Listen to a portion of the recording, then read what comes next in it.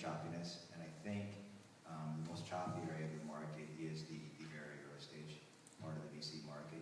I think investors right now are reticent to take on excessive risk, and if they do take on risk, they want to be rewarded for that risk, and they don't see it in the early stage of the market. I am starting to see some signs that maybe things are changing.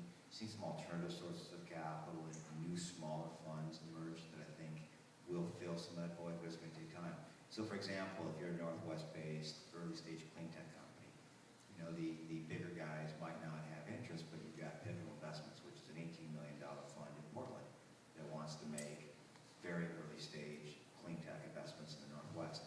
So you have to kind of ferret out the market. It's a very inefficient part of the market right now, and you have to really do your work and find out who the target investors would be and be very, very creative about going after them. Just to add a little color on that as well. So back in 2000, there were 2,000 venture firms. About 2 years ago, there were about 1,000. Now there's in the neighborhood of 600 to 700, depending on what source you believe. And this is all stages of venture capital. So it's an industry that's been suffering. The other thing that one has to think about is, of course, the economy did what it did in 2008. Most venture funds like to raise a new fund every 3 to 4 years, and just the simple arithmetic says that most early stage, in particular venture funds, either have needed to fundraise, which can account in some ways for some of those numbers starting to decrease, or are going to in the near future.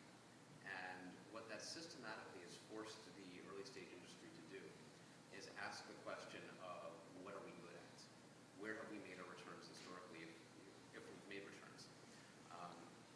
And you'll find a handful of firms that have actually entirely changed their investment strategy to something where they're looking for what they call highly capital efficient deals where they can flip it in 2 to 3 years. And there are ways to think about that, but that's not company building, that's asset management. And there are firms that have now focused entirely on that.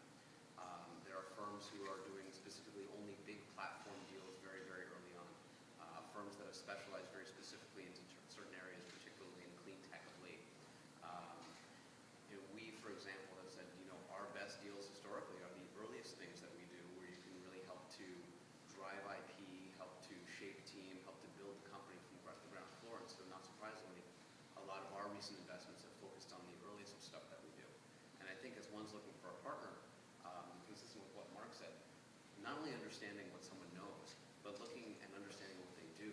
VCs are not quiet about this sort of thing. We'll help you find something that's interesting. I think we're all looking for, at this point, some of these next big things. We never know what it is until 5 years after the time that we should have invested in it. But a lot of investment has been moving in, for example, the chemical space, for example.